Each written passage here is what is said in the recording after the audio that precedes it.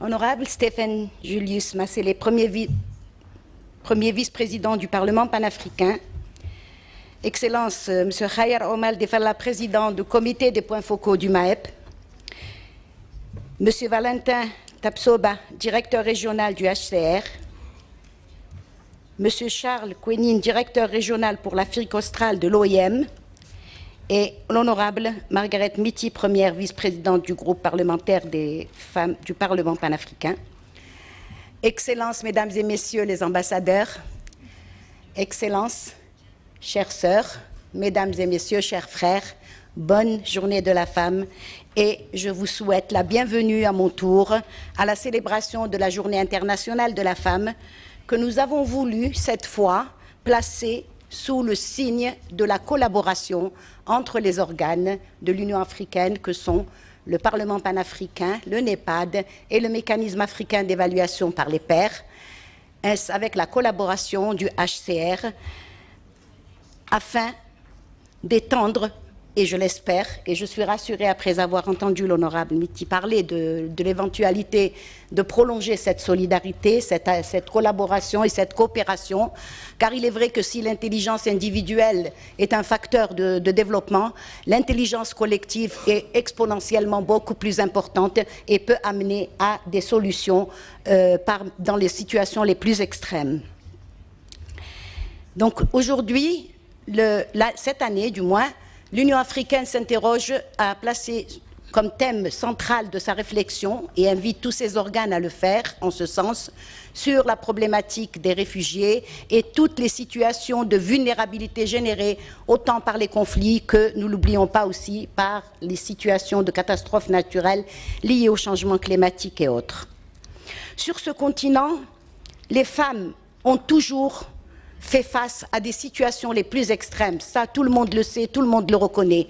Les situations les plus extrêmes, en puisant dans les ressources les plus profondes de leur existence. Elles ont fait pousser des herbes dans des bassines. Elles ont fouillé la terre pour trouver des substances pour nourrir leurs enfants. Elles ont saigné les arbres pour recueillir des résines pour soigner leurs blessés. Elles ont toujours pris soin des autres, au prix coûtant de leur corps. Comment on le leur rend ? Parce que la femme est par nature et par culture porteuse de vie. Elle est nourricière, toujours par nature et par culture. Ça commence par le sein, ça finit par les fourneaux, par les champs. La femme est toujours là pour prendre soin des autres. Comment le lui rend-on? Donc en cette journée d'arrêt sur image, sur la situation de la femme, force est de constater que si, effectivement, on a enregistré sur notre continent des avancées importantes dans la promotion des droits des femmes, il en va autrement dès lors qu'il s'agit de la protection de ces droits, et parfois même les droits les plus fondamentaux. À l'échelle régionale comme à l'échelle mondiale, un grand nombre de conventions et de codes ont été érigés et adoptés. C'est vrai. Toutefois, leur mise en œuvre demeure très souvent problématique du fait que parfois on va invoquer la culture, la spécificité de la culture. D'autres fois, on va invoquer la religion, à tort bien sûr, à tort, puisque nous savons que ce sont là que des subterfuges pour pérenniser la phallocratie la plus décadente. Je vais peut-être vous citer un cas qui illustre ces situations extrêmes. De par ma contribution en tant que thérapeute à des situations de traitement des traumatismes psychiques, j'ai eu dans un de nos pays à avoir affaire à une jeune femme, on va l'appeler Amina, réfugiée.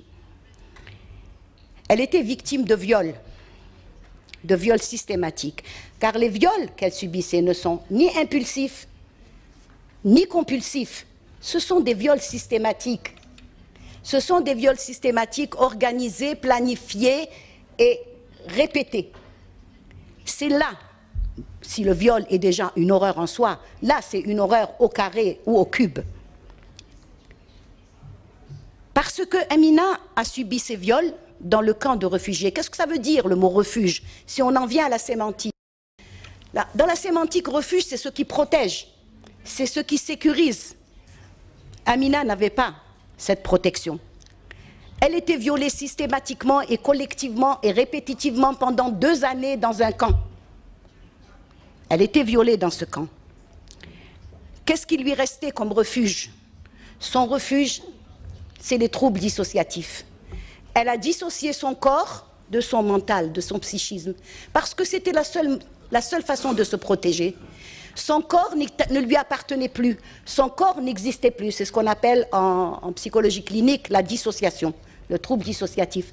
Elle a isolé son corps, donc elle ne ressentait plus d'émotions, elle n'avait plus de sentiments. Non, pas qu'elle n'avait pas d'émotions, elle n'avait pas de sentiments. Elle ne les vivait plus, elle ne les ressentait plus, elle les stockait.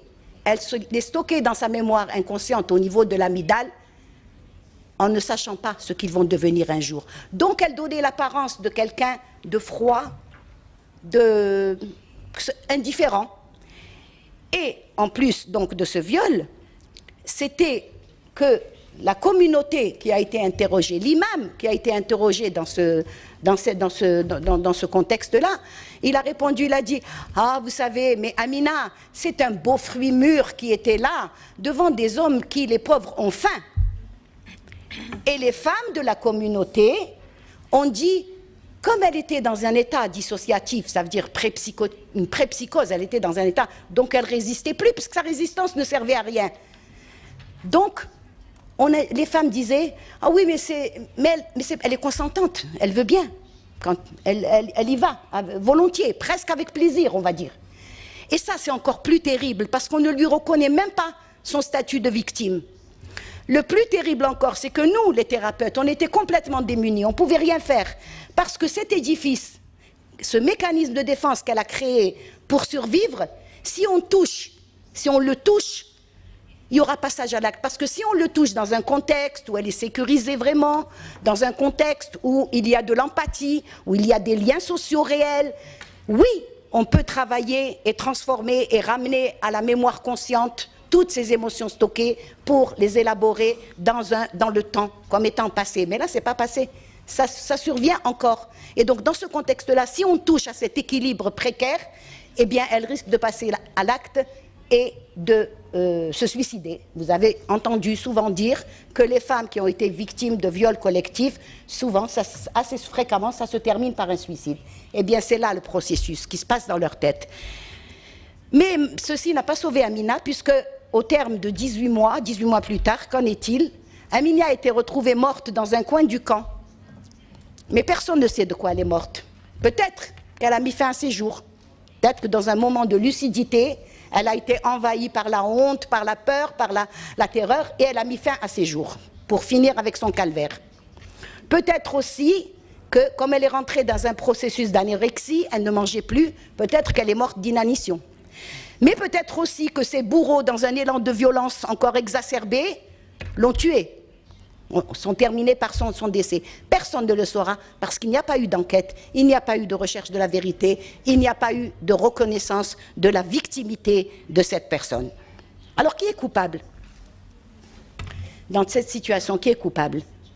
Celui qui commet, certainement. Mais coupable est aussi celui qui permet à ces choses de survenir. Et coupable aussi celui qui refuse de voir. Et coupable aussi celui qui se tait. Et coupable aussi celui qui ne sévit pas, qui ne punit pas, qui n'arrête pas les choses. Sommes-nous coupables? Nous aussi. Nous le serions si nous ne faisons rien. Car nous sommes tous concernés, nous les femmes bien sûr, quelque position que nous soyons, que nous pouvons influer sur le changement transformatif, mais aussi nos pères, nos frères, nos époux, nos enfants, nos fils, nos collègues. Nous sommes tous dans une même synergie pour qu'enfin, nous devons consacrer notre unité dans ce combat et enlever toute caution, arriver à la tolérance zéro de cette hideuse face de notre humanité. C'est là peut-être l'Afrique que nous voulons.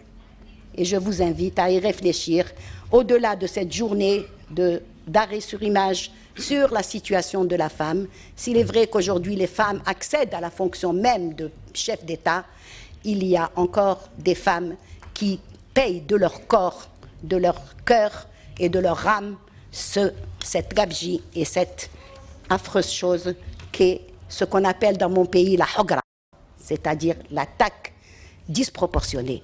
Je vous souhaite quand même une bonne journée et j'espère que nous saurons collaborer et entretenir cette synergie aussi longtemps que nous pourrons. Bonne journée.